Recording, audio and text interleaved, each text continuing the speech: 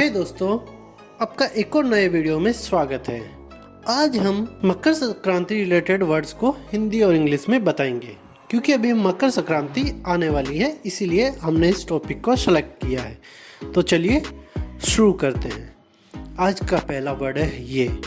इसे इंग्लिश में काइट कहते हैं और हिंदी में पतंग कहते हैं। इसे इंग्लिश में फ्लाई द काइट कहते हैं और हिंदी में पतंग उड़ाना कहते हैं। इससे इंग्लिश में he is flying the kite कहते हैं और हिंदी में वह पतंग उड़ा रहा है कहते हैं। इसे इंग्लिश में लैंड द काइट कहते हैं और इंग्लिश में पतंग नीचे उतारना कहते हैं। इसे इंग्लिश में ही लैंडेड द काइट कहते हैं और हिंदी में उसने पतंग को नीचे उतारा है कहते हैं। इसे इंग्लिश में काइट स्पूल कहते हैं और हिंदी में पतंग की चरखी या फिरकी कहते हैं। इसे इंग्लिश में स्ट्रिंग कहते हैं और हिंदी में मांझा कहते हैं। इसे इंग्लिश में काइट टेल कहते हैं और हिंदी में पतंग की पूंछ कहते हैं। इसे इंग्लिश में काइट नोज कहते हैं और हिंदी में पतंग की नाक कहते हैं। इसे इंग्लिश में काइट ब्रीडल कहते हैं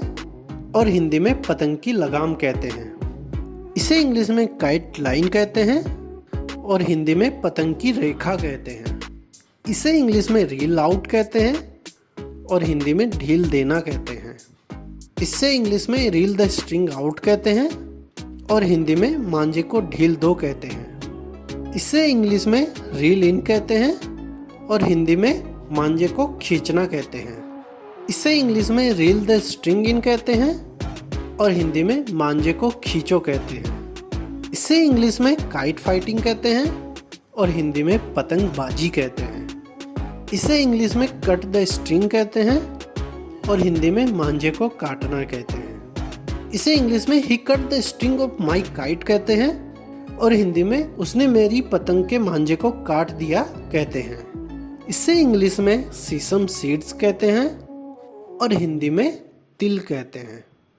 इससे इंग्लिश में जैगरी कहते हैं और हिंदी में गुड़ कहते हैं। इसे इंग्लिश में सीसम सीड स्वीट बॉल कहते हैं और हिंदी में तिल के लड्डू कहते हैं। इसे इंग्लिश में सीसम सीड लड्डू कहते हैं और हिंदी में इसे तिल के लड्डू कहते हैं। इसे इंग्लिश में खिचड़ी कहते हैं और हिंदी में भी इसे खिचड़ी ही कहते हैं। इसे इंग्लिश में सेसम सीड बार कहते हैं और हिंदी में गजक कहते हैं।